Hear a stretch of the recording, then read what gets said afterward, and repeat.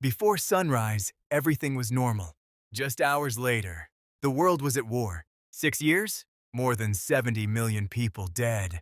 And a war so destructive. It changed the future of the entire world. But the real question is, how did it all begin? Beginning September 1st, 1939, before sunrise, while millions of people were still asleep, Adolf Hitler made his move. Germany invaded Poland without warning. Tanks rolled across borders. Fighter planes filled the sky, and within hours, cities were turned into war zones. This single attack forced Britain and France to respond. And just like that, the world was at war. Expansion of war. As months passed, the conflict spread rapidly. Germany took control of large parts of Europe, one country after another, falling under its power. Meanwhile, new alliances were forming. On one side, the Allies. On the other, the Axis powers. Every nation was preparing, because this was no ordinary war. Major turning point. Then came December 7th, 1941, a date that changed everything. Attack on Pearl Harbor. In a surprise attack, Japanese forces struck the U.S. naval base.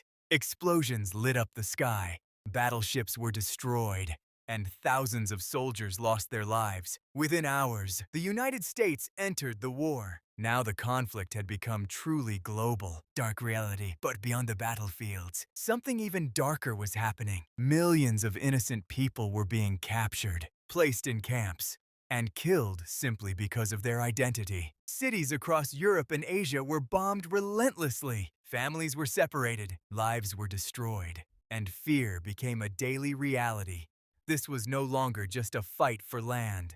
It was a fight for survival. Climax war ending. By 1945, the war had reached its final stage. Germany was collapsing, and Japan was still fighting. That's when a devastating decision was made.